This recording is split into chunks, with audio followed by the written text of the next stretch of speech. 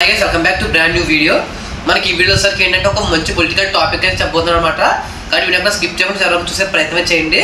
ఏంటంటే మనకి రీసెంట్గా పవన్ కళ్యాణ్ గారు పిఠాపురం నుంచి నేను పోటీ చేస్తానని చెప్పడం జరిగిందనమాట. ఆయన అలా అనౌన్స్ చేసిన తర్వాత పిఠాపురంలో మనకి చాలా గొడవలు అవ్వడం కానివచ్చు, ఆడవాళ్ళందరూ పవన్ కళ్యాణ్ తిట్టడం కానివచ్చు, అంతా కూడా జరిగింది. అసలు ఎందుకు అలా జరిగింది, అసలు పవన్ కళ్యాణ్ గారు పిఠాపురం నుంచి ఎందుకు పోటీ చేస్తున్నారు అదే వీడియో డీటెయిల్గా మాట్లాడుకునే ప్రయత్నం చేద్దాము. అలాంటి మోర్ వీడియోస్ కోసం మీకు ఒక లైక్ చేసి అనిపిస్తే సబ్స్క్రైబ్ చేసుకోండి. పవన్ కళ్యాణ్ గారు వచ్చేసరికి మనకి ఫస్ట్లో భీమవరం నుంచి పోటీ చేస్తారు, అక్కడి నుంచి ఎంపీ కింద పోటీ చేస్తారని చెప్పేసి చాలా రూమర్స్ అయితే వచ్చాయన్నమాట. కానీ మనకి నేను ఏంటంటే రీసెంట్గా అఫీషియల్గా అనౌన్స్మెంట్ అయితే రావడం అయితే జరిగింది. పవన్ కళ్యాణ్ వచ్చేసరికి మనకి పిఠాపురం నుంచి ఎమ్మెల్యే క్యాండిడేట్ కింద అయితే మనకి ఎమ్మెల్యే క్యాండిడేట్ కింద అయితే మనకి అక్కడి నుంచి నామినేషన్ అయితే వేయబోతున్నారు అనమాట. ఆయన అలా చెప్పిన తర్వాత అక్కడ ఏంటంటే చాలా మంది ఆడవాళ్ళు కానివచ్చు, అక్కడ గొడవలు జరిగి ఫ్లెక్స్లు చింపేయడం, పవన్ కళ్యాణ్ ఇష్టం వచ్చినట్టు తిట్టడం అయితే జరిగిందనమాట. మనకి ఏంటంటే ఎక్కువ మంది యూత్ కూడా పవన్ కళ్యాణ్ గారిని సినిమా పరంగానే చూస్తారు, కానీ ఎవరు కూడా ఓట్లు వేసేంత అయితే ఉండదన్నమాట.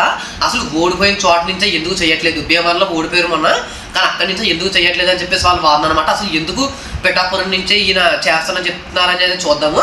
మనకి ఇంకొక విషయం ఏంటంటే పవన్ కళ్యాణ్ వచ్చేసరికి మనకి కాపులు మీ అందరికీ తెలిసిందే. మనకి ఏంటంటే పిఠాపురంలో వచ్చేసరికి ఒక లేడీ అయితే ఉందన్నమాట. ఆవిడ కూడా కాపు సామాజిక వర్గానికి చెందిన ఆవిడసరికి మనకి వైసీపీ తరపు నుంచి అయితే పోటీ చేసి ఆల్రెడీ నెగ్గడం అయితే జరిగింది. ఇప్పుడు వచ్చేసరికి ఆవిడ ఎమ్మెల్యే కూడాను మాకు ఆవిడ ఎక్కమైతే జరిగిందనమాట.